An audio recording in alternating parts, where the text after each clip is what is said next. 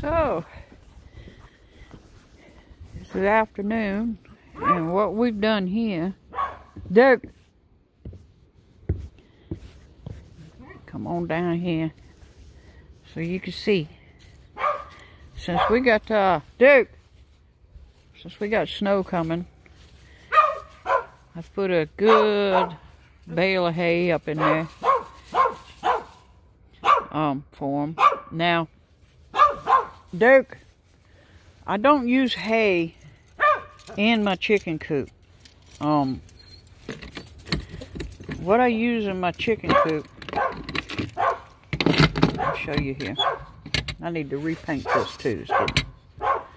I use the pine shavings.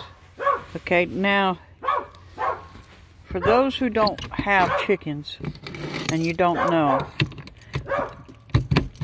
you don't want to use anything with cedar. Duke!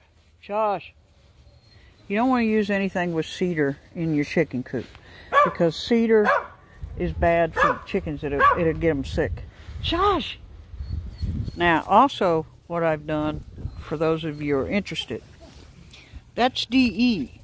That's their dust bath area. So, I have a good layer of DE there, and I sprinkle it all through the hay, right? And I sprinkle a little bit in their coop, and that's to keep the mites and the bugs down. And it keeps your chickens healthy, because they'll eat some of it too. Right now they're having bugs, and with some little bit of oyster shells and some cabbage. I stewed up some cabbage for them.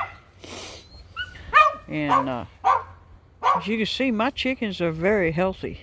I mean, you know, I feed them quality feed, right?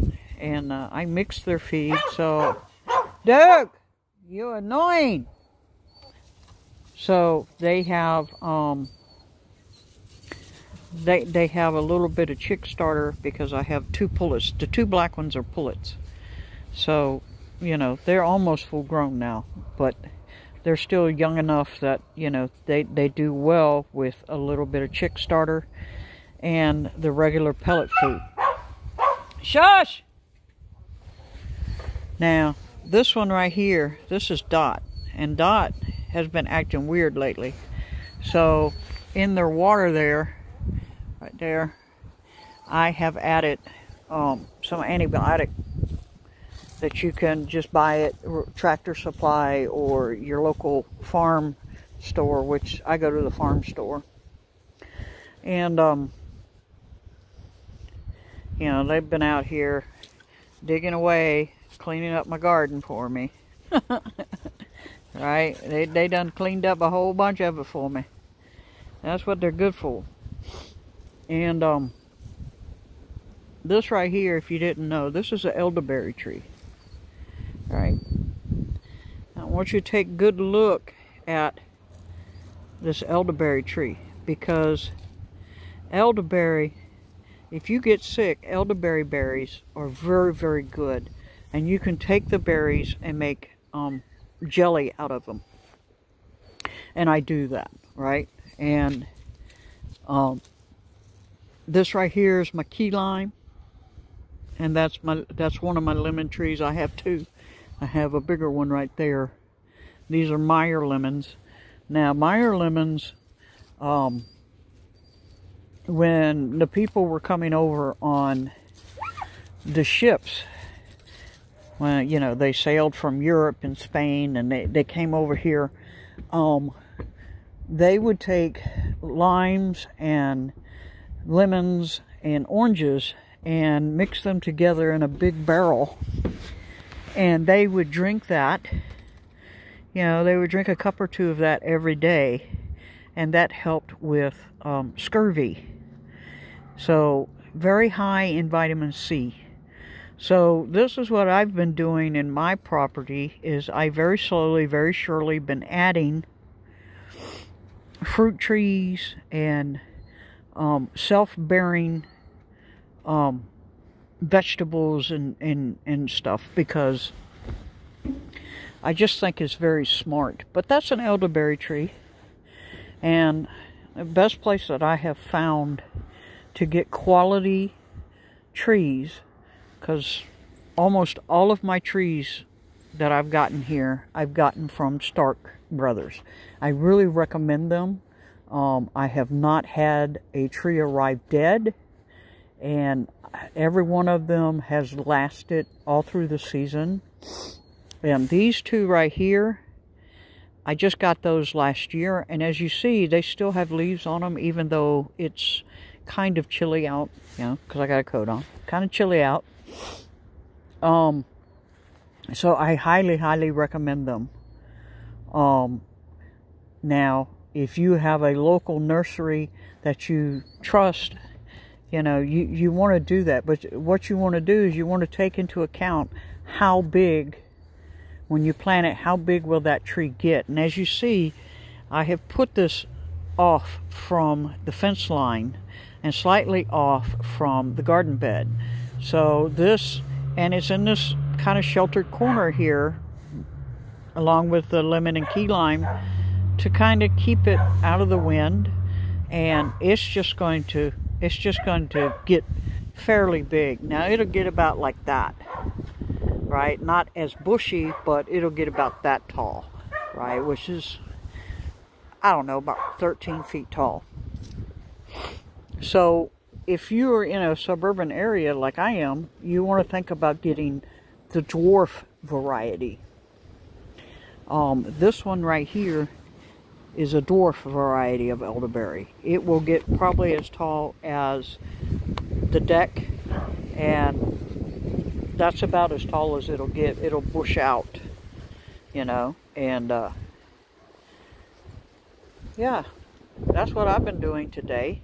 I did go and take my pickup, got it fixed, and surprisingly it was a little bit cheaper than what I expected. So that was a plus. That's always good when it's just a little bit cheaper than what you expect, you know. So that's what I've been doing, and as you can tell, I'm still at the house, and I'm not going to be over at Ed's this weekend because, you know, we had stuff to do here, and we had to get the vehicle done. Didn't feel safe driving with the vehicle that far without having the wheel bearings, both of the wheel bearings completely done.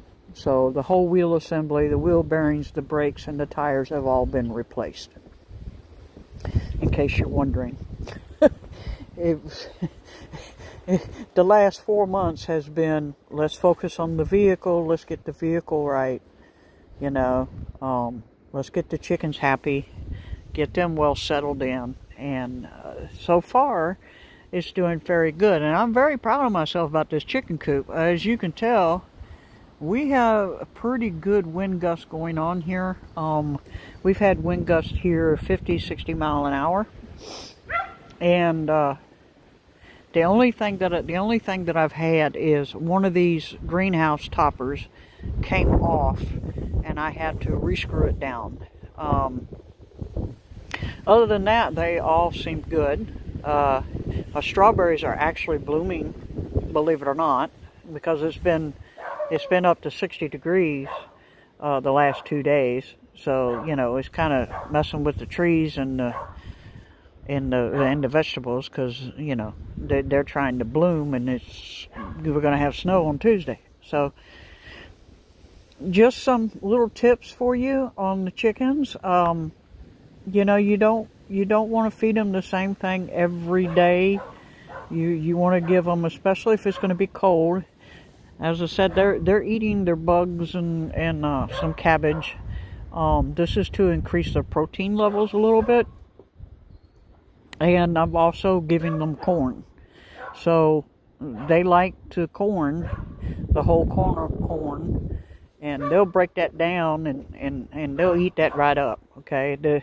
Now, the other thing you got to worry about with chickens is if you have chickens, you're going to have predators. So, Duke, you want to make sure that your chicken coop is in an area where you can maintain it, and you can keep an eye on keeping predators out of your chicken coop. Now, good thing to do is when you build the side of your chicken coop and you put your hardware cloth or your chicken wire up, if you dig that down in the ground and then out, and I went a foot down and a foot out, and then buried it, and then on top of that I put retainer blocks, and that has helped. I haven't had any issue with any predators getting into my coop. And on the inside of my coop by the door, I have retainer block on the inside of the door, and so nothing can get in there. I mean,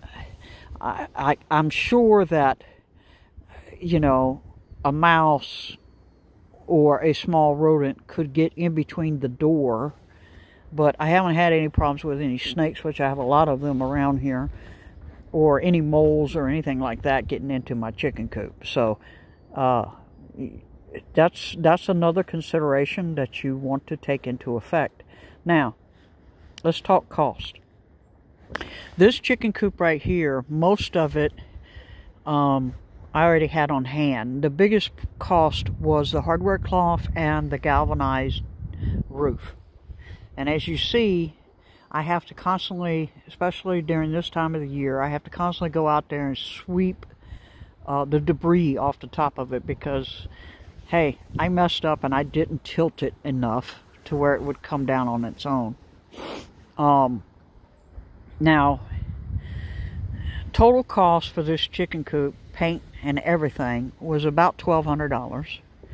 And it is, as you can see, it is approximately, I'm not going to say it's actually, because it's an approximate, it's approximately 8.5 feet by 16 feet. Approximately. It kind of is shorter on this end than it is on the other end, because, you know, I'm not real good at squaring things off. But, yeah, that's what's going on. And, everything here is doing good. And, that's my update for today. And we're going to go in, we're going to chill out, and maybe, cook us up something. You know, I'm still getting eggs from my 6 chickens. I got 3 today. But my 2 Easter eggers are not laying. So, you know, they're fair weather fowl. They don't like the cold, and they will not lay in the winter. So I do not supplement heat. I do not supplement light. I really highly recommend that you not do that. That gives your chickens time to rest if they wish and not lay. It's just, if you have a commercial farm, it's a little bit different. You want them to lay as much as possible, because that's how you're making your money. But my feed a month, I go through a 50-pound bag of feed a month. So each one of my 50-pound bags is about $16 to $18, depending on what kind I'm using. So I'll go through about 25 to 30 pounds of the Supreme Game Bird, which that helps with their feather retention and their coloring, and about 20 to 30 pounds of the chick starter / egg laying mix. And I'll buy a 50-pound bag of cracked corn, and that cracked corn will last me 3 months, because they don't like the corn every day. So I'll give you an idea of what it costs to keep just 6 chickens. I keep an eye on my chickens. Like I said, I've got one. She's acting kind of weird and kind of going off on her own and stuff. So I kind of figured maybe she's fighting some kind of infection or something. And I don't know. She's just been acting weird lately. So I've been keeping an eye on her. And that's all I've got for today. Bicycle.